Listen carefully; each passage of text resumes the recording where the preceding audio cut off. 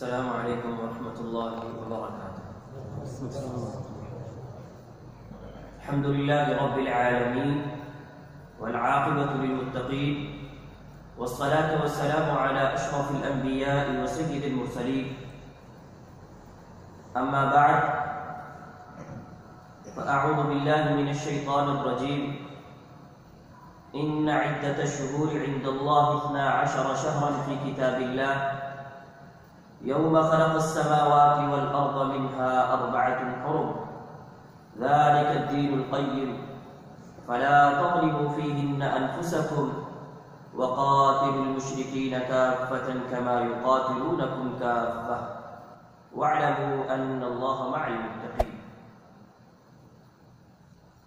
ہر قسم کی حمد و ثنا، بزرگی و بڑائی، کبریائی اللہ رب العزت کے لیے جو اکیلا ساری کائنات کا پروردگار ہے۔ درود و سلام امام الانبیاء، سید المرسلین، خاتم النبیین، رسول اکرم صلی اللہ علیہ وسلم کی ذات گرامی پر، کہ جن کو اللہ رب العزت نے محض اپنے فضل و کرم کے ساتھ اس ساری کائنات کے لیے امام، ہادی، رہنما، پیشوا، پیغمبر و رسول بنا کر بھیجا ہے۔ درود و سلام کے بعد جیسا کہ آپ لوگوں نے سنا، موضوع ہے ماہ رجب اور آج کا مسلمان۔ آئیے جو آیت کریمہ میں نے آپ کے سامنے تلاوت کی ہے اور دیکھتے ہیں کہ اللہ رب العزت نے اپنے قرآن کریم کے اندر ان باتوں کو یا ہمارے اس موضوع کو کس انداز میں بیان کیا ہے اور کس حوالے سے ہمیں کیا معلومات اللہ رب العزت نے دی ہیں۔ اللہ فرماتے ہیں ان عدۃ الشہور عند اللہ 12 شہرا فی کتاب اللہ۔ فرمایا اللہ کے ہاں مہینوں کی جو گنتی ہے وہ 12، یعنی اللہ رب العزت نے جو زمانے کا سلسلہ مقرر کیا ہے، جو وقت مقرر کیا ہے، جو دن اور رات مقرر کیے ہیں، ان کے اندر جو مہینوں کا سلسلہ بنایا ہے، اس کو فرمایا کہ ہم نے 12 مہینے وہ سال کے بنائے ہیں۔ اور یہ کب سے ہے؟ فرمایا یوم خلق السماوات والارض منها 4 حرم۔ فرمایا جب سے اللہ رب العزت نے زمین و آسمان کی تخلیق کی ہے، جب سے اللہ رب العزت نے اس کائنات کو وجود دیا ہے، اس وقت سے اللہ رب العزت نے یہ 12 مہینے رکھے ہیں۔ اور ان میں سے فرمایا منہا 4 حرم، فرمایا 4 مہینے ایسے ہیں جن کو ہم نے حرمت والا قرار دیا ہے، ایک ان کو مقام دیا ہے، ان کو ایک تعظیم دی ہے، ان کو ایک عزت دی ہے اور ان کو حرمت والا قرار دیا ہے۔ حرام اور حرمت کا لفظ ان کے ساتھ لگا دیا گیا ہے۔ اور آگے فرمایا ذالک الدین القیم، یہی سیدھا دین ہے، یعنی یہی صحیح بات ہے کہ یہ 12 مہینے ہیں سال کے اندر اور ان میں جو 4 مہینے حرمت والے قرار دیے گئے ہیں، یہی صحیح بات ہے کہ یہ 4 مہینے ہی حرمت والے ہیں جو اللہ رب العزت نے قرار دیے۔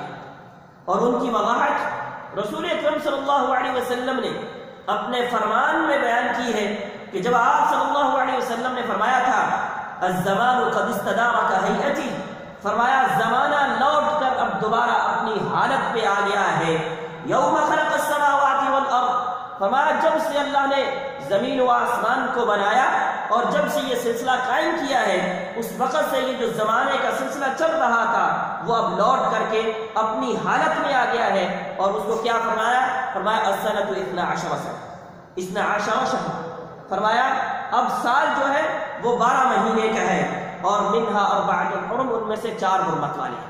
جو بات قرآن کریم نے بیان کی ہے اسی کی وضاحت، اسی کی تفسیر، اسی کی تشریح، اس کی تفصیل جو ہے وہ رسول اکرم صلی اللہ علیہ وسلم بیان کروا رہے ہیں۔ اور فرمایا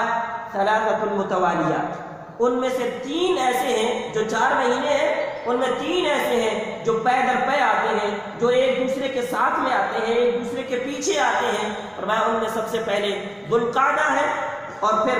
ذوالحجہ ہے اور پھر محرم ہے۔ یہ 3 مہینے اکٹھے ذکر کیے ہیں، جبکہ اسلامی مہینوں کی جو گنتی ہے یہ ایک مسلمان کو آنی چاہیے، کیونکہ اس کا سلسلہ رسول اکرم صلی اللہ علیہ وسلم کی ہجرت کے ساتھ جڑا ہوا ہے، اور ہجرت یہ اسلام کا ایک بہت بڑا شعیرہ ہے، ایک بہت بڑا عمل ہے جو صحابہ کرام نے رسول اکرم صلی اللہ علیہ وسلم کے ساتھ سر انجام دیا تھا، کہ جب صحابہ کرام نے اور رسول اکرم صلی اللہ علیہ وسلم نے مکہ مکرمہ کو، اپنے گھر کو وہاں سے جب چھوڑ کر کے دوسری جگہ پہ گئے تھے، کہ جب ان کا دل نہیں کر رہا تھا، رسول اکرم صلی اللہ علیہ وسلم نے بیت اللہ کو مخاطب کر کے کہا کہ اے بیت اللہ، تجھے چھوڑنے کو دل نہیں کرتا ہے، لیکن یہاں کے لوگ مجھے یہاں رہنے نہیں دیتے ہیں۔ آپ صلی اللہ علیہ وسلم نے اس وقت یہاں سے ہجرت کی، اس جگہ کو چھوڑا، اسلام کے لیے، اسلام کی سربلندی کے لیے، اللہ رب العزت کی کلام کو پہنچانے کے لیے،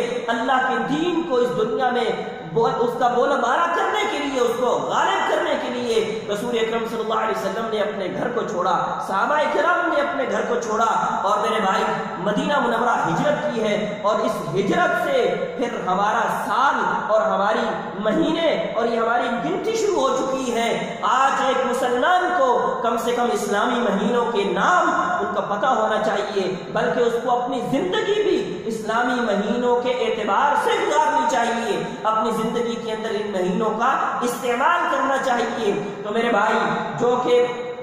11واں مہینہ ہے ذوالقعدہ، اور اس کے بعد 12واں مہینہ ہے ذوالحجہ، اور اس کے بعد دوبارہ سے جب شروع ہوتا ہے پہلا مہینہ محرم، فرمایا یہ 3 مہینے جو مسلسل پر پے در پے ہیں، ان کو حرام کیا گیا ہے۔ اور اس کے بعد آپ صلی اللہ علیہ وسلم نے فرمایا ورجب مضر، اور مضر قبیلے کے ہاں جو رجب کا مہینہ ہے وہ والا رجب جو بین جمادہ و شعبان، فرمایا جو شعبان اور جمادہ الثانیہ کے درمیان میں جو آتا ہے رجب، وہ مہینہ یہاں مراد ہے۔ لہذا آپ صلی اللہ علیہ وسلم نے اس آیت کی وضاحت فرمائی کہ ذالک الدین القیم، فرمایا یہی سیدھا دین ہے، یہی صحیح بات ہے کہ یہی 4 مہینے جو ہیں وہ حرمت والے ہیں۔ فلا تظلموا فیہن انفسکم، فرمایا ان مہینوں میں اپنی جانوں کے اوپر ظلم اور زیادتی مت کرنا۔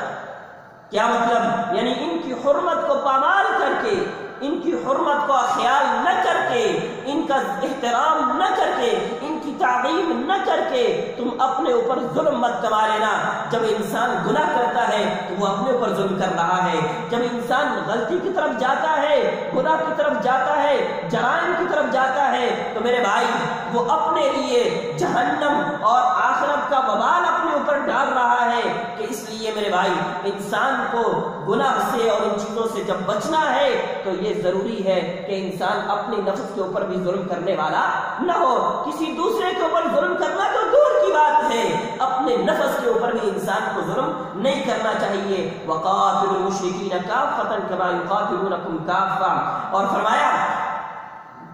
مشرکوں سے قتال کرتے رہو، ان سے جنگ کرتے رہو، ان سے جہاد کرتے رہو جب تک کہ وہ تمہارے ساتھ قتال کرتے ہیں۔ کیا مطلب ہے؟ کہ ان مہینوں کے اندر، حرمت والے مہینوں میں قتال نہیں کرنا ہے، جنگ نہیں کرنی ہے، لیکن اگر وہ تمہارے ساتھ کرتے ہیں تو مقابلے میں دفاع کے طور پر، اپنے آپ کو بچاؤ کے طور پر پھر ان سے قتال بھی کرنا ہے، یہ بھی ضروری ہے۔ وَاعْلَمُوا أَنَّ اللَّهَ مَعَ الْمُتَّقِينَ، اور یہ جان لو کہ اللہ رب العزت متقین لوگوں کے ساتھ ہے۔ اور آگے قرآن کریم کے اندر اللہ رب العزت فرماتے ہیں إِنَّمَا النَّسِيءُ زِيَادَةٌ فِي الْكُفْرِ، اس وقت لوگ کیا کرتے تھے؟ وہ یہ کرتے تھے کہ جناب حرمت والے مہینے میں تو جنگ و جدال نہیں ہو سکتا ہے۔ عرب کی طبیعت کے اندر لڑائی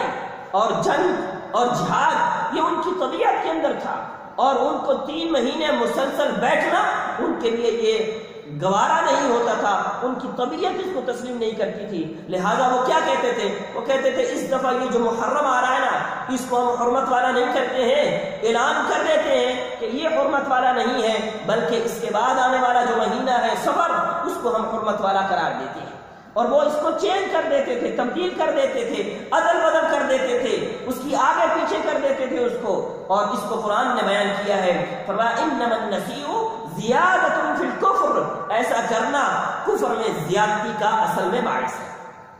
اصل وجہ کیا ہے کہ یہ جو لوگ ایسا کام کرتے ہیں ان کے کفر میں اصل میں زیادتی ہوتی ہے۔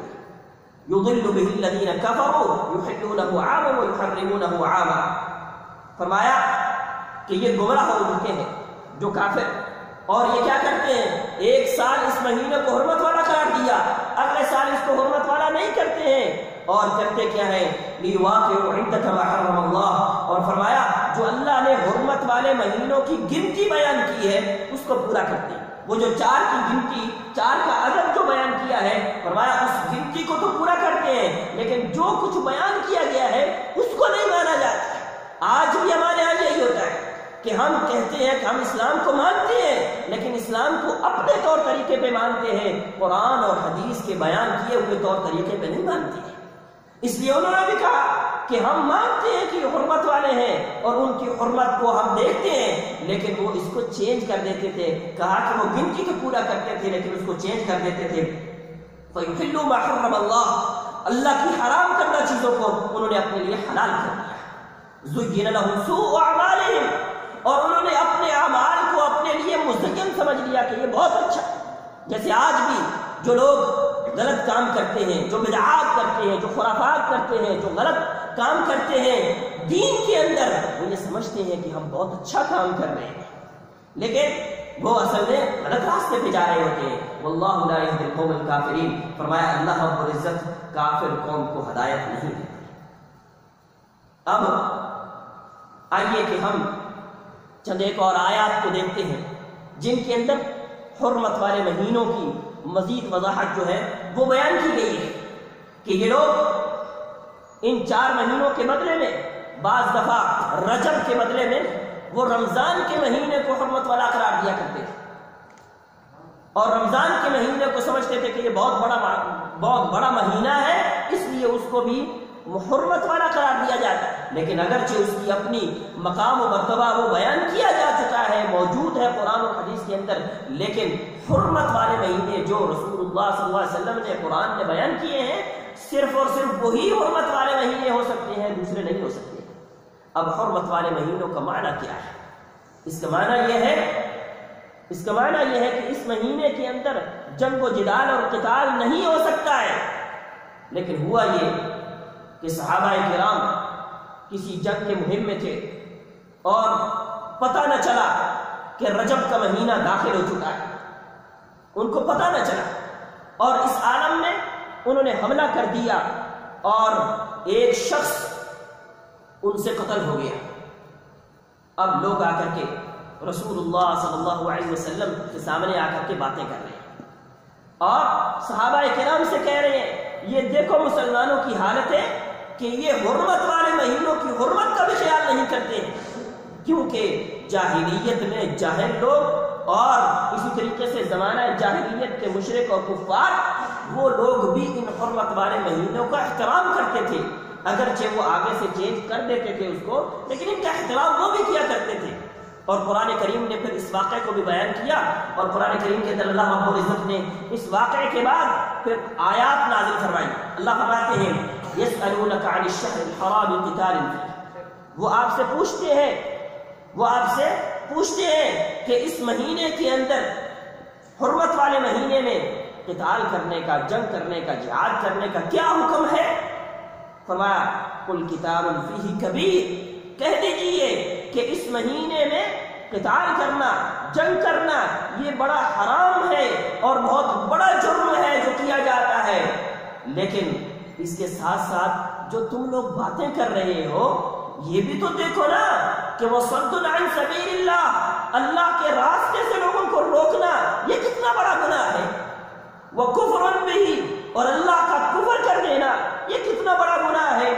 والمسجد الحرام، اور مسجد حرام سے روکنا یہ کتنا بڑا گناہ ہے، واخراج اہلہ، اور فرمایا اس کے رہنے والوں کو اس سے یہاں سے نکال دینا یہ کتنا بڑا گناہ ہے، جو تم خود جرائم کر رہے ہو ان کے اوپر نظر نہیں ڈالتے ہو، اگر کسی سے غلطی میں کوئی قتل ہو گیا ہے تو اس کی طرف تم دھیان دے بیٹھے ہو اور اس کو تم مسئلہ بنا رہے ہو اور اس کا شوشہ اڑا رہے ہو۔ آج بھی جب ہم اپنے ملکوں میں دیکھتے ہیں بعض دفعہ کوئی چھوٹا موٹا مسئلہ ہوتا ہے تو اس کو بہت بڑا بنا دیا جاتا ہے، اور بعض دفعہ بڑے بڑے مسائل ہوتے ہیں اور ان کو کبھی ان کی طرف توجہ ہی نہیں دی جاتی۔ تو فرمایا اللہ رب العزت نے قرآن کریم کے اندر فرمایا اکبر عند اللہ، یہ سب کچھ اللہ کے ہاں بہت بڑا ہے جو تم کرتے ہو، والفتنة اکبر من القتل، اور فرمایا یہ جو فتنہ تم لوگ ڈالتے ہو یہ قتل سے بھی زیادہ جرم ہے۔ لہذا فتنہ و فساد آج ہم بھی دیکھتے ہیں کہ کچھ لوگ ایسے ہوتے ہیں جو ہر جگہ پہ فتنہ و فساد اور اس طرح کی چیزیں جو ہیں وہ لوگوں کے درمیان میں کریٹ کرتے ہیں، تو یہ بہت بڑا جرم ہے۔ حرمت کا معنی کیا ہے اور اس کو حرام کیسے قرار دیا گیا ہے؟ رسول اللہ صلی اللہ علیہ وسلم نے حجۃ الوداع کے موقع پر جب آپ صلی اللہ علیہ وسلم خطاب کر رہے تھے عرفات کے میدان میں، آپ صلی اللہ علیہ وسلم نے وہاں پہ اس کا معنی بیان کیا ہے، اور آپ صلی اللہ علیہ وسلم نے فرمایا فَإِنَّ اللَّهَ حَرَّمَ عَلَيْكُمْ دِمَاءَكُمْ وَأَمْوَالَكُمْ وَأَعْرَاضَكُمْ، فرمایا اللہ رب العزت نے تمہارے اوپر تمہارے خونوں کو اور اسی طریقے سے تمہارے مالوں کو اور تمہاری عزتوں کو آپس میں ایک دوسرے کے اوپر حرام کر دیا ہے۔ حرام کا مطلب یہ ہے، ایک تو یہ کہ اس مہینے کے اندر قتال کرنا، جنگ کرنا، اس کی ابتدا کرنا یہ حرام ہے، لیکن ایک مسلمان کا مال ہتھیانا یہ اس سے بڑا جرم ہے۔ اسی طریقے سے کسی مسلمان کی عزت کو اچھالنا یہ اس سے بڑا جرم ہے۔ آج ہم کیا دیکھتے ہیں؟ حسد اور کینہ لوگوں کے اندر بھرا ہوا ہے، اور غیبتیں ہماری کون سی ایسی مجلس ہے کہ جس کے اندر غیبت نہیں کی جاتی ہے؟ کسی دوسرے کے بارے میں برا بھلا نہیں سوچا جاتا ہے، اور غیبت کیا ہے؟ دوسرے کے بارے میں برا بولنا۔ اور آپ صلی اللہ علیہ وسلم کے سامنے صحابی کہتے ہیں اے اللہ کے رسول اگر وہ شخص ہے برا تو میں کہہ رہا ہوں تو کیا ہوا؟ آپ صلی اللہ علیہ وسلم نے فرمایا اگر وہ برا ہے اور تو اس کو برا کہہ رہا ہے تو یہی تو غیبت کر رہا ہے، اور اگر وہ برا نہیں ہے اور پھر تو اس کو برا کہہ رہا ہے فقط بہتا، اس کے بعد تو نے اس کے اوپر بہتان لگا دیا ہے۔ آج ہم دیکھیں کہ ہماری مجلسیں کیسی ہیں، اسی طریقے سے ظلم و زیادتی جو ہم دیکھتے ہیں کہ لوگ ایک دوسرے کے اوپر ظلم کرتے ہیں، زیادتیاں کرتے ہیں، اور حتیٰ کہ خاندان آپس کے اندر قطع رحمیاں بہت کچھ ہو رہی ہیں، بھائی بھائی کے ساتھ لڑ رہا ہے، بچے اپنے والدین کے ساتھ لڑ رہے ہیں، اور ہم دیکھتے ہیں بہنوں کے ساتھ برا سلوک کیا جا رہا ہے، عورتوں کے ساتھ برا سلوک کیا جا رہا ہے، اور یہ اس حرمت والے مہینے میں، جس حرمت والے مہینے کی حرمت کا خیال رکھنا یہ ہمارے لیے بہت ضروری تھا، ایک مسلمان کے لیے بہت ضروری تھا۔ اس مہینے میں بھی ہم نے کبھی کسی کی حرمت کا خیال نہیں کیا ہے۔ لہذا میرے بھائی اس مہینے کی حرمت کو پامال کرنا اس کو کفر بیان کیا ہے۔ قرآن نے اس کو کہا ہے کہ یہ کفر ہے کہ اگر کوئی شخص اس حرمت کو پامال کرتا ہے، اور آپ صلی اللہ علیہ وسلم نے فرمایا کہ حرمت یومکم ھذا فی شہرکم ھذا فی بلدکم ھذا، فرمایا یہ جو میں نے کہا کہ تمہارے مال اور تمہاری جانیں اور تمہاری عزتیں یہ محفوظ ہیں، ان کے اوپر ظلم و زیادتی نہیں کی جا سکتی ہے، جیسے آج کے دن اور اس مہینے میں اور اس شہر کے اندر جو مکہ مکرمہ کا شہر۔ تو لہذا میرے بھائی ہمیں اس مہینے کے اندر خاص طور پر کسی کے اوپر زبان درازی کرنا، کسی کے اوپر ہاتھ اٹھانا، کسی کے اوپر ظلم اور زیادتی کرنا، ان چیزوں سے اپنے آپ کو روک لینا چاہیے۔ اور کوئی پتہ نہیں ہے چھوٹا سا عمل آپ کو کہیں برائی کی دلدل میں نہ بھیج دے، اور بعض دفعہ چھوٹا سا نیکی کا عمل آپ کو جنت کی بلندیوں میں لے جائے۔ کوئی پتہ نہیں ہے کون سا عمل ہے جو ہمیں اللہ کی طرف قریب کر دیتا ہے۔ اور اسی طریقے سے اس مہینے کی حرمت، رجب کے مہینے کی حرمت جو ہے، یا یہ جو حرمت والے مہینے ہیں، ان تمام مہینوں کی حرمت یہ اس لیے بیان کی جاتی ہے کہ یہ اسلام نے اس کو بیان کیا، اور اسی طرح سے جو 3 مہینے ذوالقعدہ، ذوالحجہ اور اسی طریقے سے محرم، یہ 3 مہینے ہیں۔ ایک مہینہ ذوالحجہ جو حج کا مہینہ ہے، اور اس سے پہلے ذوالقعدہ یعنی حج کے سفر کے لیے جانے کے لیے، اور اس کے بعد والا محرم یعنی حج کے سفر سے واپسی کے لیے، کیونکہ اس دور میں راستے محفوظ نہیں ہوتے تھے اور حرمت والے مہینوں کا لوگ خیال نہیں کرتے تھے، اور حرمت والے مہینوں میں لوگ جو ہے وہ آرام سے بیٹھ جاتے تھے۔ جاہلیت میں جاہل لوگ اور مشرکین اور کفار بھی حرمت والے مہینوں کی حرمت کا خیال کیا کرتے تھے۔ آج ہم دیکھتے ہیں کہ ہم مسلمان اپنے ساتھ رہنے والے، اپنے روم میٹ، اپنے ساتھ رہنے والے کی حرمت کا خیال نہیں کرتے ہیں، اس کی عزت کا خیال نہیں کرتے ہیں، اس کے مال اور اس کی جان کا خیال نہیں کرتے ہیں۔ لیکن یہ مشرکین تھے جو زمانہ جاہلیت میں رہنے والے جاہل تھے۔ آج ہم پڑھے لکھے لوگ جو ہے اس کی حرمت کا خیال نہیں کرتے ہیں، اور وہ ان کی حرمت کا خیال کیا کرتے تھے۔ اور کہا کہ اس مہینے میں لہذا سب لوگ حرمت کا خیال کرتے تھے، تو لوگ حج کے لیے جاتے تھے اور حج سے واپس آتے تھے، اور اس لیے اور رجب کا مہینہ کہا کہ بعد کے اندر اگر کوئی لوگ عمرے کے لیے جائے، بیت اللہ کی زیارت کے لیے جائے، یا کوئی اور سفر کے لیے جائے، تو وہ رجب کا ایک مہینہ جو علیحدہ سے مہینہ ہے، اس مہینے کو بھی حرمت والا قرار دیا گیا۔ اب جب ایک مہینہ حرمت والا ہے، یا یہ 4 مہینے حرمت والے ہیں، ان کو خاص مقام حاصل ہے۔ چند مہینوں میں سے 12 مہینوں میں سے ان 4 مہینوں کو ایک خاص مقام حاصل ہے، اور وہ حرمت کا مقام حاصل ہے۔ جیسے کہ ان دنیا کے اندر، زمین کے اندر سے یہ مسجدوں کو خاص مقام حاصل ہے، اور اسی طریقے سے بیت اللہ کو خاص مقام حاصل ہے، اسی طریقے سے مسجد نبوی کو ایک خاص مقام حاصل ہے، اسی طریقے سے زمانوں میں بھی اور دنوں اور مہینوں میں بھی یہ مہینے ہیں جن کو خاص مقام و مرتبہ حاصل ہے۔ اب اگر کوئی شخص جرم کرتا ہے بازار کے اندر تو کوئی اور بات ہے، اگر وہی جرم آپ مسجد میں آ کر کرتا ہے تو کوئی اور بات ہے۔ اسی طرح سے اگر کوئی شخص کسی کی چغلی اور غیبت کرتا ہے، یا کوئی اور برائی کرتا ہے، شراب پیتا ہے، زنا کرتا ہے، جرائم کے اندر کوئی سا بھی جرم کرتا ہے، وہ اگر اور مہینوں میں کرتا ہے تو اس کی اور بات ہے، لیکن اگر حرمت والے مہینوں میں کرے گا تو اس کی اور بات ہے۔ لہذا جسی طریقے سے حرمت والے مہینوں کی حرمت ہے، ان کی عزت ہے، ان کا مقام ہے، ان کی تعظیم ہے، ان کا مرتبہ ہے، اسی طریقے سے ان کے اندر کیے جانے والے اعمال وہ نیک ہے تو ان کا نیکی کا مرتبہ بھی بڑھ جاتا ہے، وہ برے ہیں تو ان کا وبال اور ان کی سزا وہ بھی بڑھ جاتی ہے اسی طریقے سے۔ لہذا ہمیں اس حوالے سے ذہن میں رکھنا چاہیے کہ یہ رجب کا مہینہ یا حرمت والے مہینوں کے بارے میں پتہ ہونا چاہیے کہ حرمت کے مہینے کون سے ہوتے ہیں۔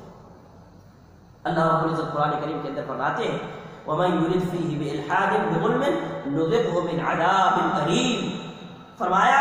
کہ جو شخص کجی اختیار کرے ان حرمت والے مہینوں کے بارے میں اور ظلم اور زیادتی کرے، فرمایا ہم اس کو دردناک عذاب سکھائیں گے، دردناک عذاب اس کو دیں گے۔ لہذا ان مہینوں میں وبال بھی اس طریقے سے بڑھ جاتا ہے۔ آئیے رجب کا مہینہ جس کا ہم نے نام لیا ہے، اس کا ایک نام تو ہم رجب جانتے ہیں جو لوگوں کے سامنے معروف ہے، اسی طریقے سے اس کا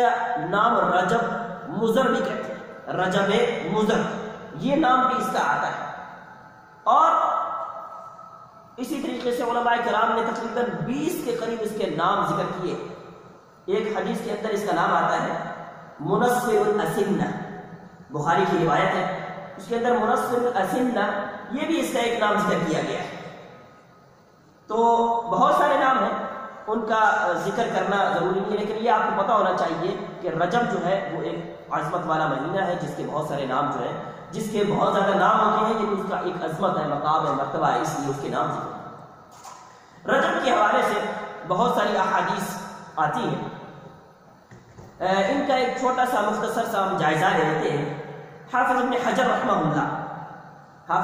رحمہ اللہ بہت بڑے جلیل القدر محدث گزرے ہیں، اور بخاری شریف کی شرح جو ہے سب سے بہترین شرح انہوں نے ہی لکھی ہے،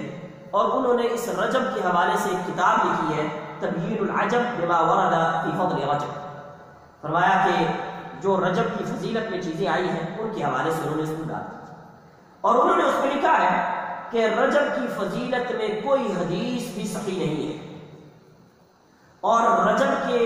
مہینے میں روزے جو رکھے جاتے ہیں ان روزوں کی فضیلت میں بھی کوئی صحیح حدیث موجود نہیں ہے، اور اس رجب کے مہینے میں جو اگر راتوں کا کوئی قیام کرنا چاہتا ہے کہ وہ رجب کے مہینے میں خاص طور پر کر کے، تو اس کی بھی کوئی حدیث صحیح موجود نہیں ہے، بلکہ انہوں نے کہا کہ اس حوالے سے جو احادیث آتی ہے وہ دو طرح کی احادیث ہیں، یا تو وہ احادیث ضعیف ہے یا وہ احادیث موضوع ہے۔ موضوع حدیث وہ ہوتی ہے کہ جس کا کوئی سر پیر نہیں ہے، ایسے ہی کسی نے بات کر دی، اور ضعیف حدیث وہ ہوتی ہے کہ جو بات نبی صلی اللہ علیہ وسلم تک نہیں ہے، کہ آپ صلی اللہ علیہ وسلم نے وہ نہیں فرمایا، ایک جھوٹ ہے آپ صلی اللہ علیہ وسلم کے اوپر۔ لوگ پوچھتے ہیں کہ ضعیف حدیث کیا ہوتی ہے، موضوع کیا ہوتی ہے، اس لیے اس کو بیان کر رہا ہوں کہ ضعیف حدیث کہ جس کی سند کا سلسلہ آپ صلی اللہ علیہ وسلم تک نہیں پہنچا ہے، اور موضوع وہ ہوتی ہے جس نے خود اپنی طرف سے کوئی بات کر دی ہے، بس اس کا کوئی سر پیر نہیں ہے، کوئی اس کی اصل نہیں ہے، اپنی طرف سے بات کر دی ہے۔ تو فرمایا کہ یہ جو رجب کے حوالے سے احادیث ہے وہ یا تو ضعیف ہے یا پھر موضوع ہے، کوئی بھی صحیح اور حسن روایت نہیں ہے۔ اور پھر انہوں نے اس کو گنا ہے، اور انہوں نے گنا کے 11 کے قریب انہوں نے گنوائی ہے جو ضعیف احادیث، اور 21 کے قریب انہوں نے جو موضوع احادیث ہے وہ گنوائی۔ آج میں فائدے کے طور پر یہاں چند چیزیں، چند احادیث آپ کے سامنے رکھوں گا۔ اس کی وجہ یہ ہے کہ آج کا دور وہ میڈیا کا دور ہے، اور سوشل میڈیا میں ہم میں سے ہر شخص داخل ہو چکا ہے، فیس بک اکاؤنٹ اور اسی طریقے سے واٹس ایپ، یہ ہر ایک کے پاس ہے، اور ہر ایک کے پاس میسج آتے ہیں، احادیث لکھی ہوتی ہے، اور اس کے نیچے بخاری مسلم کے بہت سارے دلائل بھی، حوالے بھی دیے جاتے ہیں، نمبر بھی دیے جاتے ہیں، لیکن حدیث صحیح نہیں ہوتی ہے۔ اور ہم میں سے جو لوگوں کو پتہ نہیں ہوتا ہے وہ لوگوں کو آگے بھی پھیلاتے ہیں اس جرم میں، وہ بھی شریک ہو جاتے ہیں، ان کو پتہ ہی نہیں ہے کہ ہم کیا کام کر رہے ہیں، آپ صلی اللہ علیہ وسلم کے اوپر جھوٹ بول رہے ہیں، یا ہم دین کے اندر کوئی فائدہ دے رہے ہیں، یا ہم کوئی نقصان کر رہے ہیں۔ تو ان احادیث میں ایک حدیث یہ آتی ہے کہ جنت کے اندر ایک نہر ہے جس کا نام رجب ہے، اور یہ حدیث نہیں، ضعیف ہے۔ اسی طریقے سے ایک معروف اور مشہور حدیث جو اکثر بیان بھی کی جاتی ہے اور اکثر آپ لوگوں کے سامنے آتی بھی ہے، اور وہ ایک دعا کی طور پر، اور دعا کیا ہے کہ اللہم بارک لنا فی رجب و شعبان و بلغنا رمضان، کہ اے اللہ ہمیں رجب میں برکت عطا فرما، اور اسی طریقے سے شعبان میں، اور ہمیں رمضان بھی نصیب فرما۔ اب یہ دعا کے طور پر دعا صحیح ہے،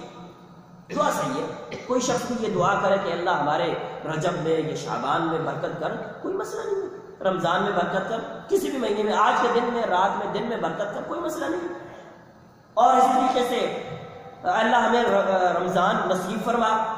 فضیلت والا مہینہ ہے جس کے اندر اعمال بہت زیادہ، اس کے درجات بڑھ جاتے ہیں، مقام بڑھ جاتا ہے، وہ نصیب فرما، اس میں بھی کوئی حرج نہیں ہے۔ لیکن اگر یہ کہنا کہ یہ دعا نبی صلی اللہ علیہ وسلم نے فرمائی ہے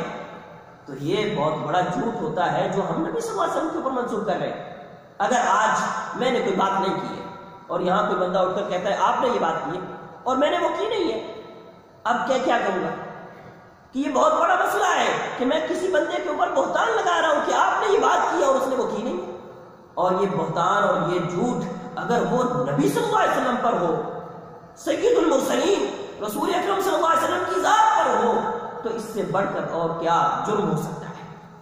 تو لہٰذا میرے بھائی، اس کو حدیث کے طور پر بیان کرنا یہ تو بالکل غلط ہے، لیکن اس کو ویسے بیان کرنا کہ یہ ایک دعا ہے اور دعا ہمیں یہ کرنی چاہیے، یہ کریں ہم، تو وہ ٹھیک ہے، کوئی بات نہیں ہے، لیکن اس کو حدیث اور اس کی کوئی فضیلت اور یہ کرنی چاہیے اور اس کی سنت ہے، یہ فلاں ہے، تو اس طرح کی کوئی چیز ہمارے ذہنوں کے اندر نہیں ہونی چاہیے۔ اور میرے بھائی،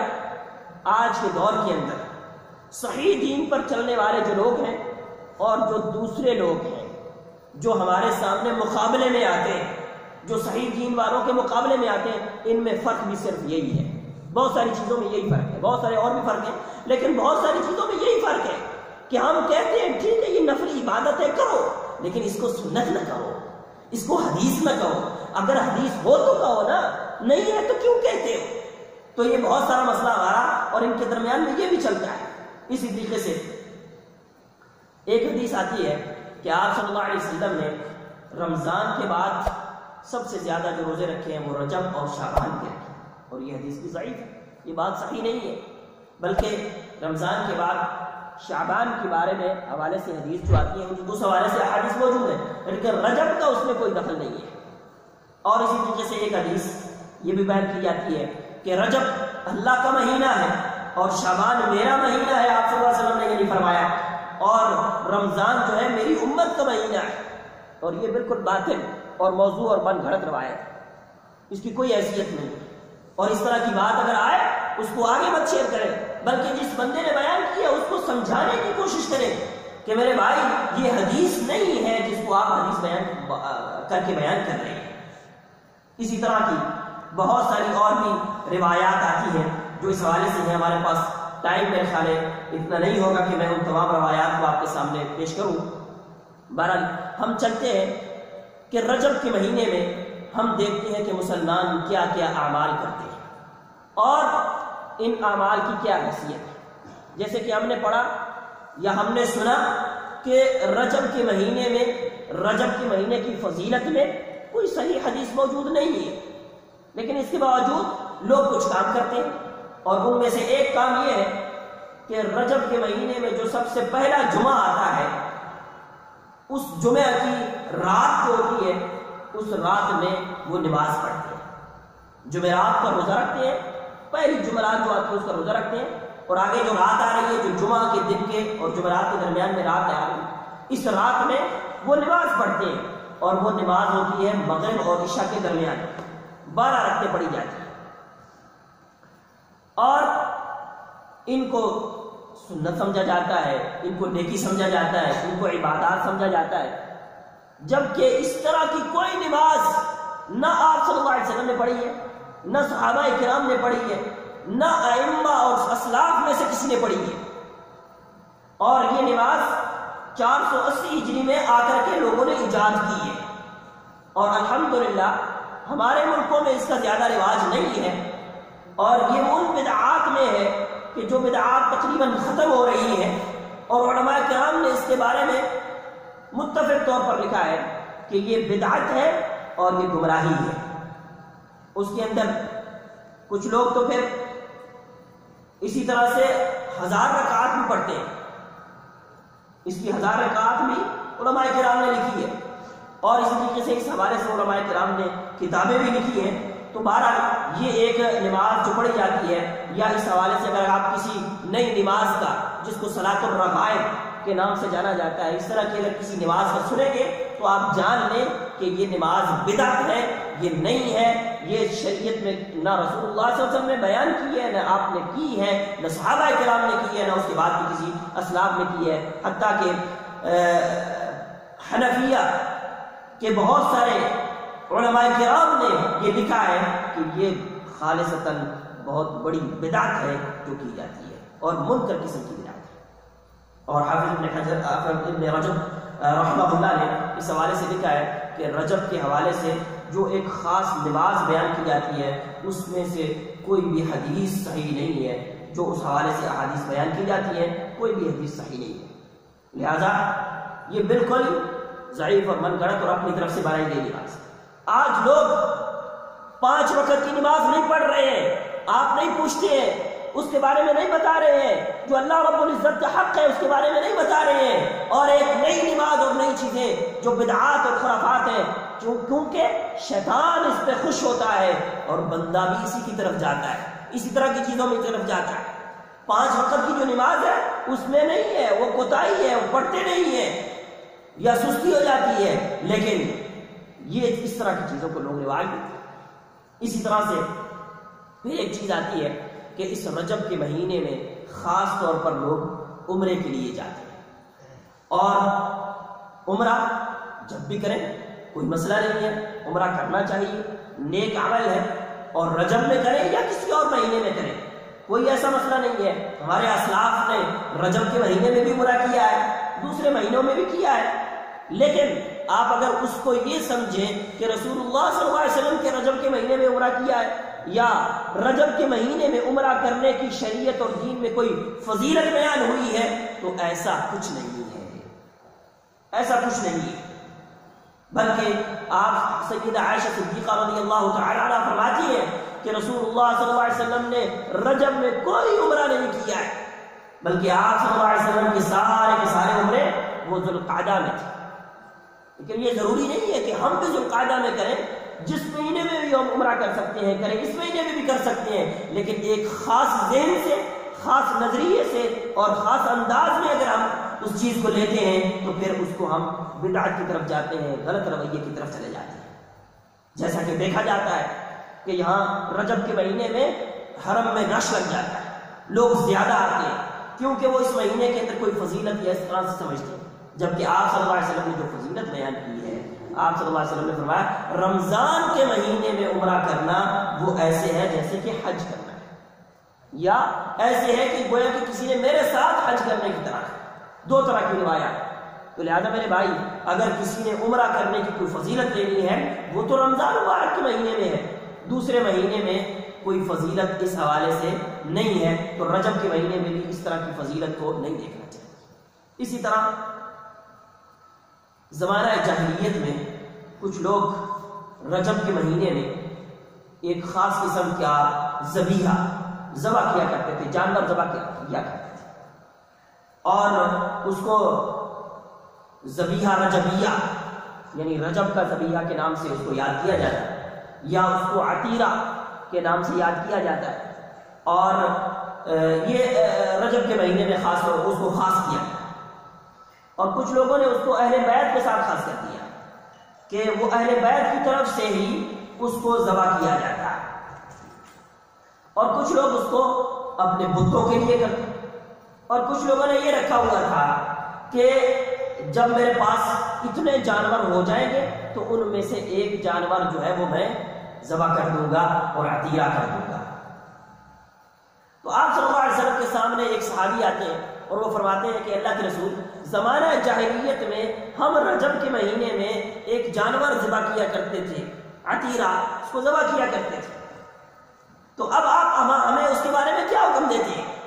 آپ صلی اللہ علیہ وسلم نے فرمایا اذبحوا للہ فی ای شہر،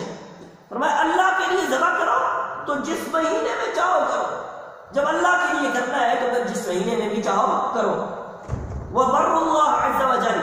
اور فرمایا اللہ رب العزت کے سامنے نیکی کرو، یہ نیکی کا عمل اگر ہے تو اللہ کے سامنے نیکی کرو. وَأَطْعِمُوا، اور لوگوں کو کھلاؤ. تو لہذا میرے بھائی رجب کے مہینے میں جو دیگر نظریات ہیں کہ اہل بیت کے لیے یا بتوں کے لیے یا رجب کے لیے خاص طور پر ذبح کرنا، یہ تو اس کی تو کوئی دلیل موجود نہیں ہے، یہ تو نہ کسی نے کیا ہے. لیکن اللہ کے لیے کرنا اور ویسے ہی رجب کے اندر کرنا، اس میں کوئی حرج والی بات نہیں ہے. آپ صلی اللہ علیہ وسلم نے فرمایا لا فرع ولا عتیرہ، فرمایا فرع بھی نہیں ہے اور عتیرہ بھی نہیں ہے. اور فرع کیا ہوتا ہے؟ فرع جب جو جانور سب سے پہلا جانور جو پیدا ہوتا ہے، ابھی نیا جانور ہے جو پیدا ہوا ہے، بچہ ہے ابھی، اور اس کو بتوں کے لیے، طاغوت کے لیے، غیر اللہ کے لیے اس کو ذبح کر دینا، یہ فرع ہوتا ہے. اور اسی طریقے سے عتیرہ جو رجب کے مہینے میں خاص طور پر کیا جاتا تھا اس کو عتیرہ کہا جاتا تھا. تو لہذا رجب کے مہینے کے ساتھ میں اگر کوئی جوڑ دیا جائے گا تو آپ صلی اللہ علیہ وسلم نے فرمایا کہ لا عتیرہ، عتیرہ نہیں ہے، ایسا ذبح یا ایسا ذبیحہ وہ نہیں ہے. اس کو بتوں کے ساتھ جوڑا جائے، اس کو اہل بیت یا کسی اور حوالے سے اس کو جوڑا جائے تو پھر صحیح نہیں ہے. لیکن اگر اس کو اللہ کے ساتھ اور اللہ اکیلے کے ساتھ اگر جوڑا جائے تو کسی وقت بھی کسی حالت میں بھی اس کو کیا جا سکتا ہے. اسی طرح سے رجب کے مہینے میں روزوں کا اہتمام کرنا، جیسے کہ پہلے بھی ہم بات کر چکے ہیں کہ رجب کے روزوں کے حوالے سے کوئی صحیح حدیث موجود نہیں ہے. اس حوالے سے جتنی بھی احادیث پیش کی جاتی ہیں وہ صحیح نہیں ہے، اور وہ موضوع روایات ہیں یا پھر ضعیف روایات ہیں. اور حافظ ابن قیم رحمہ اللہ نے اس حوالے سے لکھا ہے جھوٹ ہے، بالکل سراسر یہ جھوٹ ہے جو بیان کیا گیا ہے. تو لہذا رجب کے مہینے میں روزے رکھنا وہ کیا ہے کہ جیسے لوگ عام دنوں میں روزے رکھتے ہیں، عام دنوں میں آپ صلی اللہ علیہ وسلم ہر جمعرات اور ہر سوموار یہ 2 دن کے روزے رکھا کرتے تھے. منڈے اور تھرسڈے یہ 2 دن آپ صلی اللہ علیہ وسلم روزہ رکھا کرتے تھے. اسی طریقے سے آپ صلی اللہ علیہ وسلم ہر مہینے کے 3 دن ایام بیس ان کے روزے رکھا کرتے تھے، اور ان کے روزوں کی تلقین بھی فرمائی ہے آپ صلی اللہ علیہ وسلم۔ اور اسی طریقے سے بعض دفعہ آپ صلی اللہ علیہ وسلم کا یہ معمول ہوتا تھا کہ آپ صلی اللہ علیہ وسلم روزے رکھنے لگ جاتے تھے، پھر آپ افطار کرنے لگ جاتے تھے، پھر روزے رکھنے لگ جاتے تھے، پھر افطار کرنے لگ جاتے تھے۔ لہذا میرے بھائی، عبادت کوئی نہ کوئی عبادت جو بھی ہے، اس کو اگر کسی خاص چیز کے ساتھ آپ جوڑ دیں گے تو دیکھیے دین اور شریعت میں کتنی احتیاط ہے کہ آپ اپنا کوئی بھی دخل اس میں نہیں ڈال سکتے ہیں، آپ اپنی کوئی رائے اس میں نہیں ڈال سکتے ہیں۔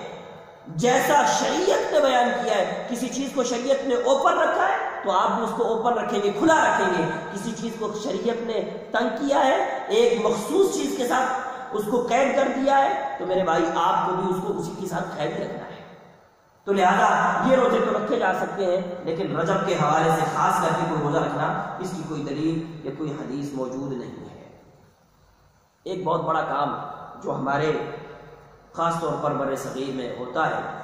اور وہ ہے کہ امام جعفر صادق رحمہ اللہ کے نام کے کنڈے دیے جاتے ہیں۔ امام جعفر صادق یہ کون تھے؟ یہ اصل میں جعفر جو ہے یہ محمد الباقر کے بیٹے ہیں، اور محمد باقر جو ہے وہ علی جو زین العابدین ہیں ان کے بیٹے ہیں،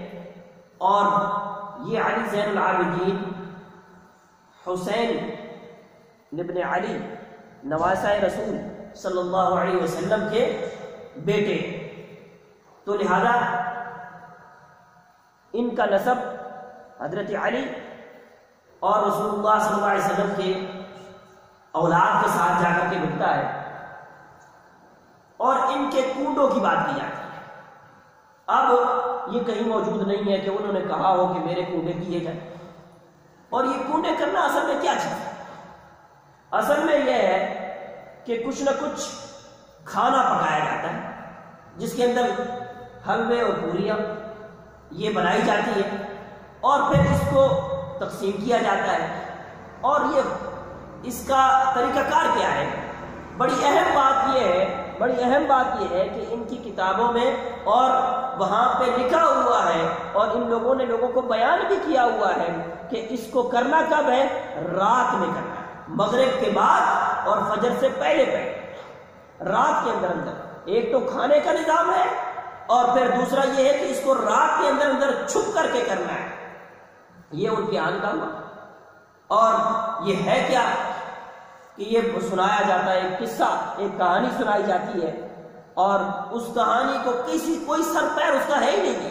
اور اگر آپ اس میں سے غلطیاں نکالیں تو کئی غلطیاں نکال سکتے ہیں کہ ایک لکڑہارا تھا اور اس کا کچھ کام نہیں ہوتا تھا، اس کو کچھ ملتا نہیں تھا، اور اس کا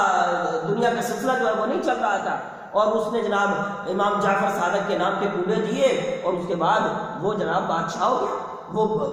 وہ مالا مال ہو گیا۔ تو لہذا میرے بھائی، یہ اپنی طرف سے آپ ایسی باتیں جو بنا رہے ہیں اس کی کوئی نہ کوئی دلیل ہونی چاہیے۔ اور یہ جو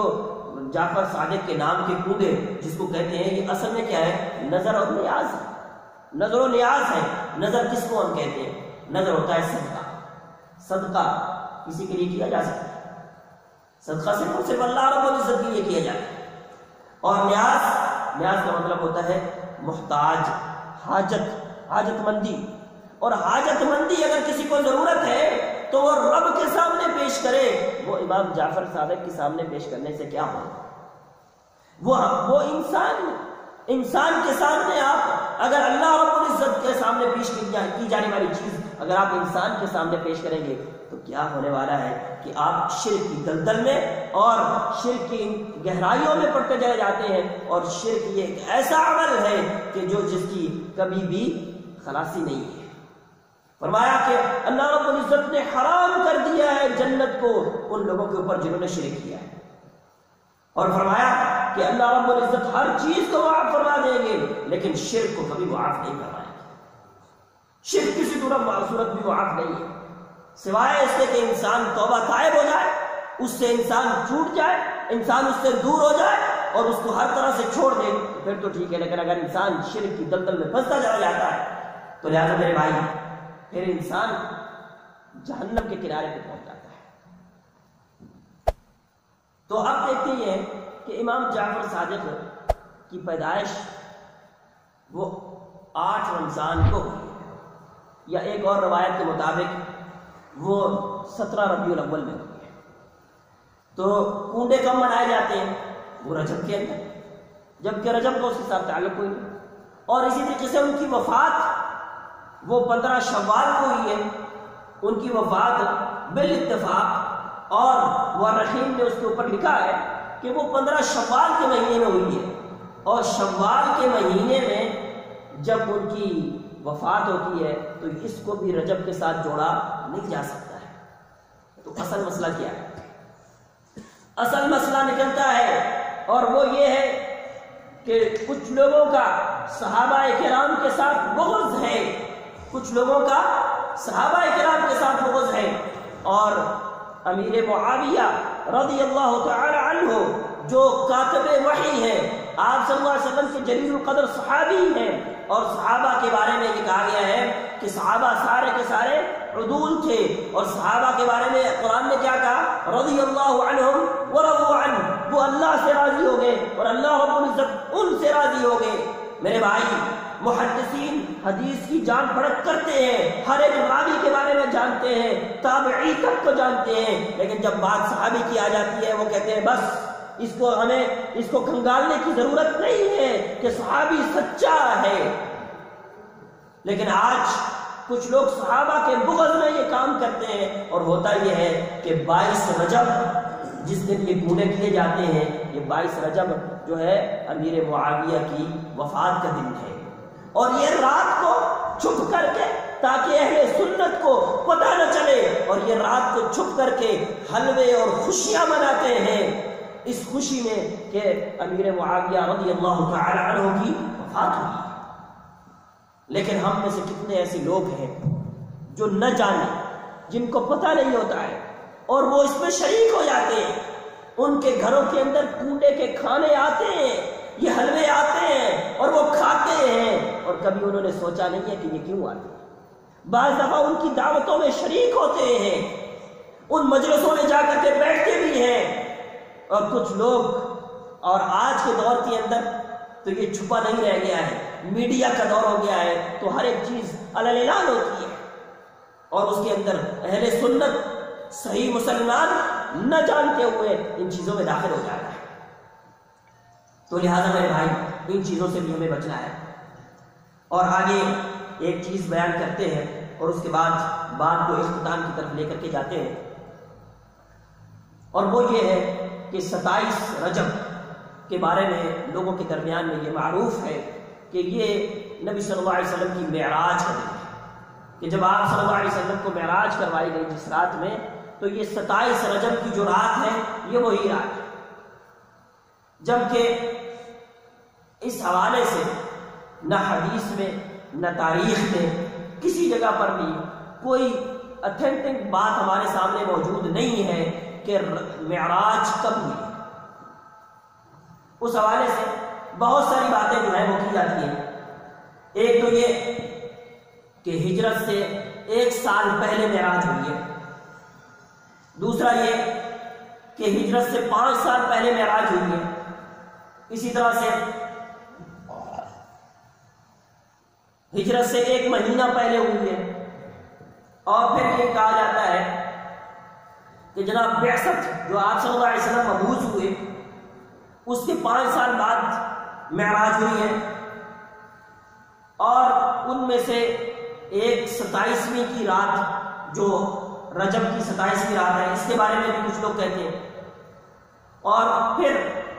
مہینوں کا بھی اختلاف ہے کہ جناب یہ رمضان کے مہینے میں ہے، کچھ کہتے ہیں جناب محرم کے مہینے میں ہے، کچھ کہتے ہیں ربیع الاول کے مہینے میں ہے۔ لہذا جس چیز کا سال کا پتہ نہیں ہے، جس کے مہینے کا پتہ نہیں ہے، جس کے دن کا پتہ نہیں ہے، میں کیسے کہہ سکتا ہوں کہ یہ دن جو ہے وہ معراج کا دن ہے؟ معراج بہت بڑی فضیلت ہے، بہت بڑا مقام ہے جو اللہ رب العزت نے رسول اکرم صلی اللہ علیہ وسلم کو نصیب فرمایا ہے، لیکن آپ اگر اس کی کی تعیین کرنے کے لیے آئیں گے، اس کی تحدید کرنے کے لیے آئیں گے، اس وقت کو مقرر کرنے کے لیے آئیں گے، تو نہ ہمیں سال کا پتہ چلتا ہے، اس میں اختلاف ہے، نہ ہمیں مہینے کا پتہ چلتا ہے، اس میں اختلاف ہے، نہ ہمیں دنوں کا پتہ چلتا ہے، اس میں اختلاف ہے۔ ہم کس بات کو کہیں گے کہ یہ صحیح ہے؟ جو کہتا ہے رمضان میں ہے وہ کہتا ہے یہ صحیح ہے، جو کہتا ہے جناب ربیع الاول میں وہ کہے گا وہ صحیح ہے، جو کہتا ہے محرم میں وہ کہتا ہے وہ کہے گا یہ صحیح ہے، تو ہم کس طرف جائیں گے؟ لہذا میرے بھائی، جب اختلاف آ جائے گا، جب ایسی باتیں ہمارے سامنے آ جائے گی تو ہم کسی حقیقت تک نہیں پہنچ سکتے ہیں۔ تو لہذا پھر اگر ہم اس بارے میں کچھ بھی کریں گے، معراج کی رات سمجھ کر کے کسی رات میں بھی کچھ کریں گے تو یہ ہمارا اٹکل پچو ہوگا، جس کو ہم کہیں گے شک کی بنیاد پہ ہوگا، اور اسلام میں دین میں شک کی گنجائش نہیں ہے۔ اسلام واضح ہے۔ آپ صلی اللہ علیہ وسلم نے فرمایا ترکتکم علی المحجۃ البیضاء لیلھا کنہارھا، فرمایا میں نے تمہیں واضح دین پر چھوڑ کر کے جا رہا ہوں، جس کی رات بھی روشن چمکتے ہوئے دن کی طرح ہے، یہ رات بھی واضح، یعنی دین میں کوئی بات کجی اس کی نہیں ہے، کوئی شک کی گنجائش نہیں ہے۔ یہ علیحدہ بات ہے، ایک مسئلے کی بات مجھے سمجھ نہیں آئی ہے، آپ نے مجھ سے پوچھا مجھے سمجھ نہیں آئی ہے، یہ میرا مسئلہ ہو سکتا ہے، دین میں کوتاہی نہیں ہے۔ کسی اور بڑے عالم سے پوچھا ہے، اس نے بیان کرنے میں غلطی کر دی ہے تو اس کا مسئلہ ہے، اس میں دین کا مسئلہ نہیں ہے۔ میرے بھائی دین بالکل واضح صاف ہے، شفاف ہے، اس میں کہیں کوئی کجی نہیں ہے۔ لہذا میرے بھائی اس کی تعیین جب اللہ رب العزت نے نہیں کی ہے، میں اور آپ کیوں کر رہے ہیں؟ جب رسول اکرم صلی اللہ علیہ وسلم بیان نہیں کر کے گئے، میں اور آپ کیوں کر رہے ہیں؟ جب صحابہ کرام نے نہیں کی ہے، میں اور آپ کیوں کر رہے ہیں؟ تو اس کا مطلب ہے ہم سمجھتے ہیں کہ ہم اللہ سے بڑے ہیں، یا ہم رسول سے بڑے ہیں، ہم صحابہ سے بڑے ہیں، کہ ہمیں یہ پتہ چل گیا کہ یہ رات ہے، یہ دن ہے جب رسول اللہ صلی اللہ علیہ وسلم کو معراج کروائی گئی۔ اور پھر یہ کہ اس رات میں ایک جشن منایا جاتا ہے، شب معراج منائی جاتی ہے، اور اس میں فضول خرچیاں جو کی جاتی ہیں، اللہ رب العزت قرآن کریم کے اندر کیا فرماتے ہیں؟ ان المبذرین کانوا اخوان الشیاطین، فرمایا یہ فضول خرچی کرنے والے شیطان کے بھائی ہیں۔ اور آج ہم عبادت سمجھ کر کے، نیکی سمجھ کر کے کر رہے ہیں، اور فضول خرچی ہو رہی ہے، فضول کام ہو رہے ہیں۔ اور پھر کھانے پینے کا بہانہ ہے، اس کے اندر بھی کھانے پینے کے مسائل۔ لیکن افسوس کی بات ہے کہ ہم میں سے نادان مسلمان جو ہے وہ محبت کے نام پہ آپ صلی اللہ علیہ وسلم کے ساتھ تعلق اور آپ صلی اللہ علیہ وسلم کے ساتھ محبت ہر مسلمان کو ہے، ہر مسلمان کو۔ مسلمانوں کے اندر کوتاہیاں تو ہیں، لیکن محبت ہر ایک کے دل کے اندر ہے، آپ صلی اللہ علیہ وسلم کی محبت ہے۔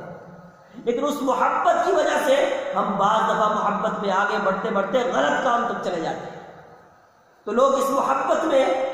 پڑھتے ہوئے اس شب معراج میں بہت سارے کام کر گزرتے ہیں، اور بہت کچھ چیزیں شریک ہو جاتے ہیں، اور بہت ساری چیزیں شیئر کر لیتے ہیں، بہت ساری چیزیں ایک دوسرے کے ساتھ بانٹ لیتے ہیں۔ لیکن یہ باتیں جب اس کو پتہ چلے کہ یہ شریعت کے اندر نہیں ہے، بلکہ اس سے شریعت کو نقصان ہو رہا ہے، کہ صحیح دین جو آسان دین ہے وہ لوگوں کے سامنے آ نہیں رہا ہے، اور جو اس طرح کی چیزیں ہیں جو شریعت کے اندر مطلوب اور مقصود ہی نہیں ہے، جو شریعت چاہتی نہیں ہے کہ ہمیں یہ چیزیں ملے، وہ چیزیں ہم شریعت کے اندر داخل کر کے اس کو بیان کر رہے ہیں۔ لہذا شیخ الاسلام ابن تیمیہ رحمہ اللہ نے اپنی ایک کتاب کے اندر ایک جگہ پہ یہ بات نقل کی ہے کہ وہ فرماتے ہیں کہ اگر یہ معراج کی رات مقرر ہوتی یا اس کے بارے میں کوئی حفل یا کوئی اس کا محفل کوئی منائی جاتی یا اس کا کچھ کیا جاتا، تو یہ اتنے مسلمان گزر کر ہم تک آئے ہیں تو کسی نے تو بھی بیان کیا ہوتا، کسی طرح سے تو ہم تک آئی ہوتی، صحابہ کرام نے منایا ہوتا، تابعین نے منایا ہوتا، کسی ایک شب معراج کا تذکرہ تو پہنچتا ہم تک، کہ اتنے سال کے اندر کسی ایک کا تو پہنچتا جب کسی کا نہیں آیا۔ لیکن دوسری طرف یہ بات بھی ہمارے ذہنوں کے اندر آنی چاہیے کہ شب معراج یا یہ معراج جو ہے، اسراء اور معراج رسول اللہ صلی اللہ علیہ وسلم کا مکہ مکرمہ سے آپ صلی اللہ اللہ علیہ وسلم کا بیت المقدس تک پہنچنا اور بیت المقدس سے ساتواں آسمانوں تک پہنچنا، یہ رسول اللہ صلی اللہ علیہ وسلم کو یہ مقام و مرتبہ اللہ رب العزت نے دیا ہے، اس کا کوئی انکار نہیں کر سکتا ہے۔ اللہ نے قرآن کریم کے اندر بیان کیا ہے، سبحان الذی اسری بعبدہ لیلا من المسجد الحرام الى المسجد الاقصى الذی بارکنا حولہ، فرمایا وہ ذات پاک ہے جس نے رسول اکرم صلی اللہ علیہ وسلم کو معراج کروائی۔ جو اس کا انکار کرتا ہے وہ قرآن کا انکار کرتا ہے، اور قرآن کا انکار کرنے والا کافر ہی ہو سکتا ہے اور کوئی نہیں۔ لہذا اس کا انکار تو نہیں ہے، کیونکہ اس کے اندر اللہ رب العزت کی آیات اور نشانیاں ہیں، رسول اکرم صلی اللہ علیہ وسلم کی صداقت ہے، اس کے اندر آپ صلی اللہ علیہ وسلم کا مقام و منزلت جو ہے وہ اس کے اندر بیان کیا جاتا ہے، اور معراج کی رات میں کیا کچھ ہوا ہے آپ صلی اللہ علیہ وسلم کو یہ دیا گیا ہے۔ فرمایا مسلمان مومن سے جو شخص گناہ کر لے گا، آپ کی امت میں جو لوگ گناہ کر لے اور اس کے بعد وہ استغفار کرے گا، اللہ رب العزت اس کو معاف فرما دے گا۔ یہ استغفار کی نعمت یہ معراج میں ملی ہے، اور اس طریقے سے سورۃ بقرہ کی آخری آیات جس کے بارے میں آپ صلی اللہ علیہ وسلم نے فرمایا جس شخص نے سونے سے پہلے یہ آخری آیات پڑھ لی کفتا، فرمایا یہ اس کے لیے کافی ہو جاتی ہے۔ اور علماء کرام نے اس کی تفسیر میں بہت کچھ لکھا ہے، کہا کہ رات کے قیام سے کافی ہو جاتی ہے، اللہ کے شکر سے کافی ہو جاتی ہے، اور اسی طریقے سے رات کی عبادات سے کافی ہو جاتی ہے، انسان کی کوئی کوتاہی ہے اس سے کافی ہو جاتی ہے، یا اس کی حفاظت کے لیے یہ کافی ہو جاتی ہے۔ تو یہ آخری آیات جو ملی ہیں یہ اس قدر عظیم آیات ہیں، اور یہ بھی اس رات میں ملی ہے۔ اسی طریقے سے آپ صلی اللہ علیہ وسلم نے 1,24,000 کا وہ پیش انبیاء علیہ السلام کی امامت کروائی، اور بعد انبیاء علیہ السلام کے ساتھ آپ کی ملاقات ہوئی ہے، اور اسی معراج میں ہی یہ نماز جو اللہ کے سامنے کھڑے ہونے کا ایک ذریعہ ہے۔ یہ نماز جب اللہ کے سامنے بندہ کھڑا ہوتا ہے تو اس کو لذت ملتی ہے، سکون آتا ہے۔ جب انسان اللہ کے سامنے کھڑا ہوتا ہے تو اللہ سے ہم کلام ہوتا ہے، تو یہ اللہ کے ساتھ ہم کلام ہونے والی چیز ہے، یہ بھی اسی معراج کی رات میں ملی ہے۔ 50 نمازیں ملی تھی، لیکن اس کے بعد پھر آہستہ آہستہ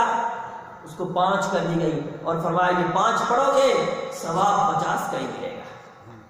یہ اس امت کو اللہ رب العزت نے یہ مقام و مرتبہ بھی عطا فرمایا ہے۔ اسی طرح سے شیخ ابن عثیمین رحمہ اللہ سے اس حوالے سے پوچھا گیا، کیونکہ کچھ لوگ پھر اس کا روزہ رکھتے ہیں، یہ جو 27 رجب ہے جس کو معراج کی رات قرار دیا جاتا ہے، پھر اس کو روزہ رکھا جاتا ہے، تو انہوں نے فرمایا کہ یہ بدعت ہے اور یہ گمراہی والی بدعت ہے،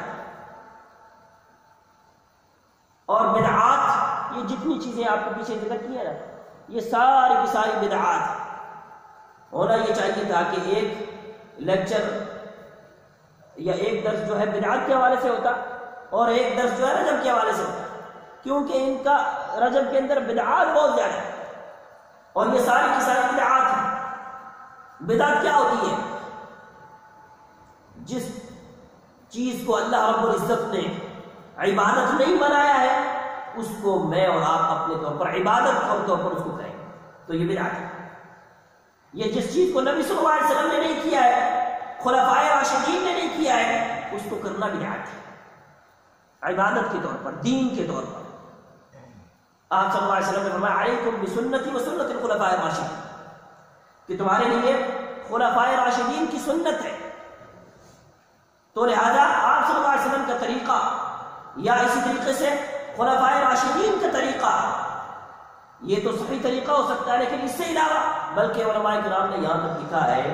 کہ جو خیر القرون ہے اس کے خیر القرون میں جو کام نہیں ہوا اور اس کے بعد ہو رہا ہے تو وہ بدعت ہے۔ جو کام خیر القرون میں نہیں ہوا اور اس کے بعد عبادت اور دین کے طور پر ہو رہا ہے وہ بدعت ہے، اور دین وہ مکمل ہو چکا ہے۔ آپ صلی اللہ رب العزت نے قرآن کریم کے اندر یہ بات بیان فرمائی ہے، اليوم اکملت لکم دینکم واتممت علیکم نعمتی ورضیت لکم الاسلام دینا، کہ یہ دین مکمل ہو چکا ہے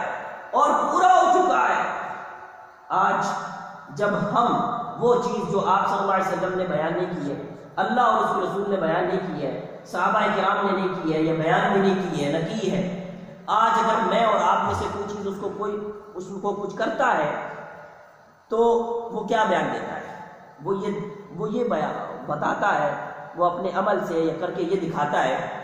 کہ یہ کام آپ صلی اللہ علیہ وسلم نے نہیں کیا لیکن میں کر رہا ہوں، یعنی دین میں کوئی کمی تھی جو میں ابھی کر رہا ہوں، یا پھر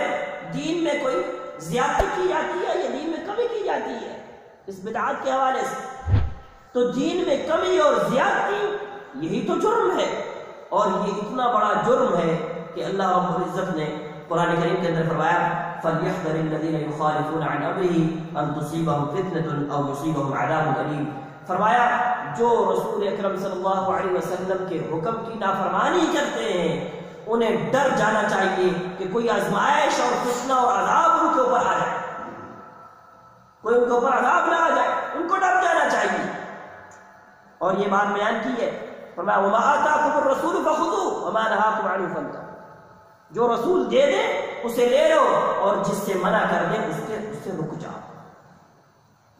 اور اسی طریقے سے فرمایا من احدث فی امرنا ھذا ما لیس منہ فہو رد۔ آپ صلی اللہ علیہ وسلم نے فرمایا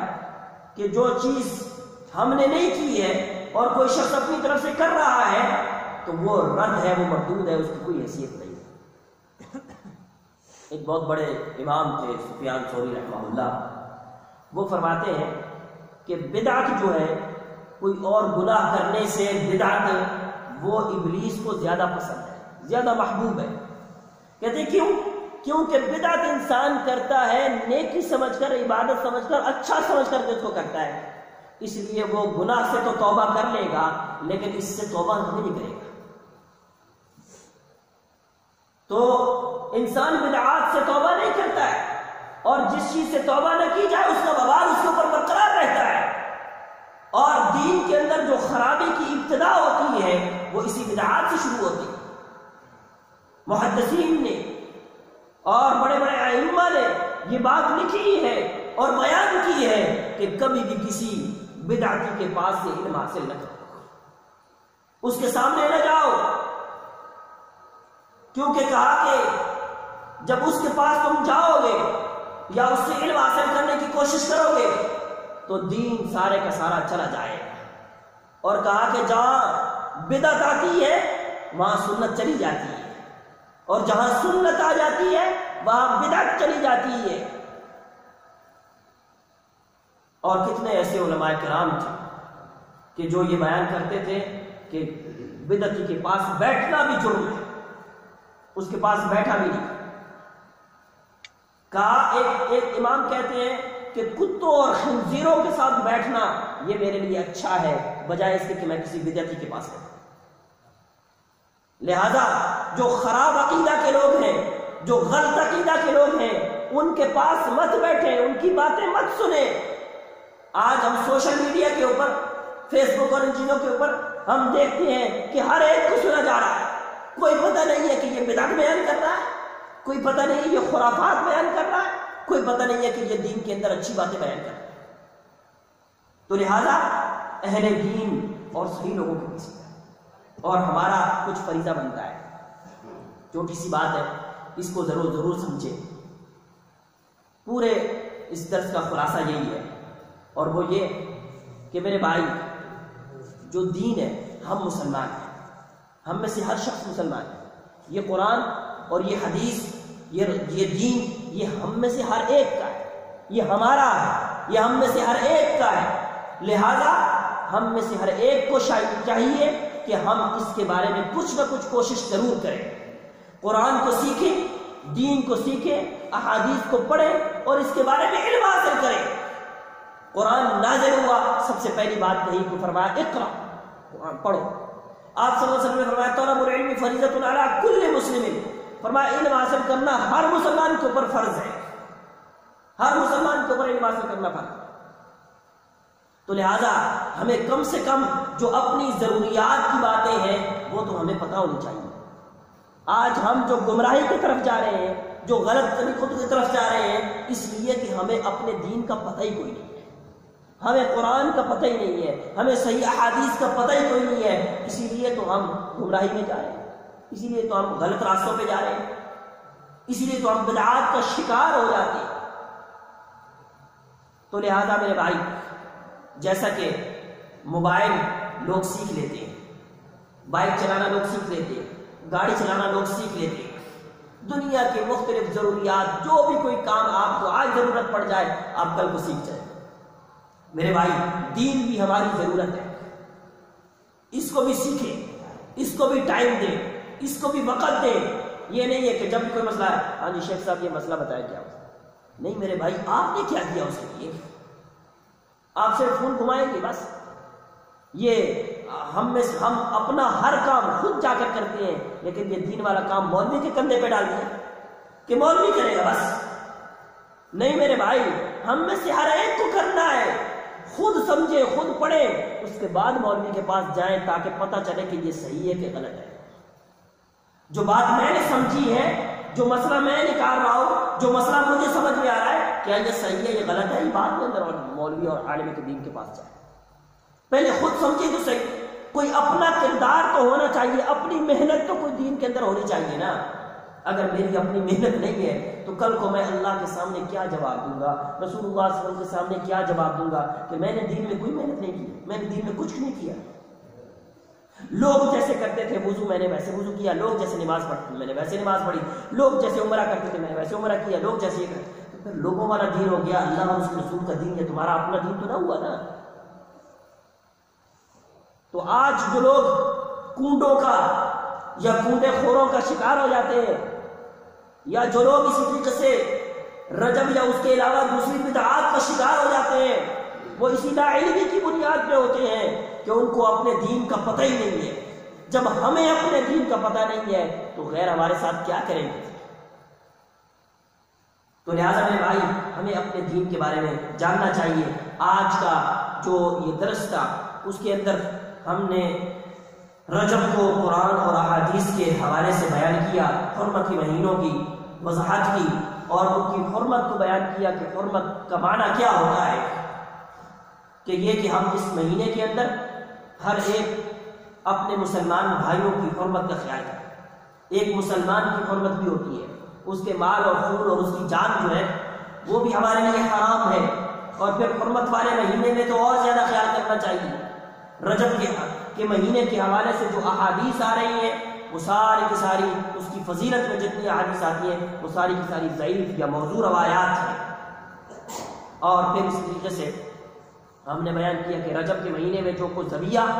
رجب کے ساتھ خاص کیا جائے تو وہ صحیح نہیں ہے، اللہ کے لیے ویسے دیا جائے تو وہ صحیح ہے۔ رجب کے مہینے میں عمرہ وہ اس رجب کے مہینے کے ساتھ خاص کیا جائے تو صحیح نہیں ہے، لیکن اگر ویسے رجب کے مہینے میں عمرہ کیا جائے تو وہ صحیح ہے۔ رجب کے مہینے میں روزے وہ رجب کے ساتھ خاص کیے جائے تو وہ صحیح نہیں ہے، لیکن اگر ویسے رجب کے مہینے میں دوسرے روزے جو جیسے رکھے جاتے ہیں وہ رکھے جائے تو وہ صحیح ہے، اس میں کوئی مسئلہ نہیں ہے۔ لیکن رجب کے کونڈے یہ صحابہ کے ساتھ بغض کی ایک علامت ہے۔ اسی طریقے سے معراج اور شب معراج کے حوالے سے رجب کے ساتھ جوڑنے کے کوئی نظریات یا چیزیں، اس کا دین کے ساتھ کوئی تعلق نہیں ہے۔ رسول اللہ صلی اللہ علیہ وسلم کے ساتھ محبت اور آپ کو اللہ رب العزت نے یہ مقام و مرتبہ دیا ہے، یہ ہر ایک مسلمان کے ذہن میں ہونا چاہیے، اور مسلمان کے ذہن کے اندر رسول اللہ صلی اللہ علیہ وسلم کی محبت یہ ہر ایک کے دل کے اندر ہونی چاہیے۔ بلکہ آپ صلی اللہ علیہ وسلم کے سامنے سیدنا عمر رضی اللہ تعالیٰ عنہ نے کیا بات کہی تھی کہ فرمایا کہ اللہ کے رسول، میں آپ سے محبت کرتا ہوں ہر چیز سے زیادہ، بس صرف آپ کی جان سے۔ آپ صلی اللہ علیہ وسلم نے فرمایا اس وقت تک کامل مومن نہیں ہو سکتا ہے جب تک اپنی جان سے بھی زیادہ نبی صلی اللہ علیہ وسلم سے محبت نہیں کی جائے۔ تو لہذا آپ صلی اللہ علیہ وسلم سے محبت، دین کے ساتھ محبت، قرآن کے ساتھ محبت، یہ ہم تمام مسلمانوں میں ہے اور ہونی چاہیے اور زیادہ بڑھنی چاہیے۔ لیکن میرے بھائی، اس محبت کے اندر آ کر کے ہم بدعات اور خرافات اور غلط چیزوں کے شکار نہ ہو جائیں یا دوسروں کی طرف نہ چلے جائیں۔ ہمیں اپنے دین کے بارے میں سیکھنا اور سمجھنا چاہیے۔ اللہ رب العزت سے دعا ہے کہ اللہ رب العزت جو ہم نے سنا ہے، جو سنایا ہے، اللہ رب العزت اس کے اوپر عمل کرنے کی توفیق عطا فرمائے۔ اللہ رب العزت ہمیں اپنے دین کو پڑھنے کی توفیق عطا فرمائے۔ اللہ اللہ ہمیں اپنے دین کو سمجھنے کی اور اس پر عمل کرنے کی توفیق عطا فرمائے۔ وآخر دعوانا ان الحمد للہ رب العالمین۔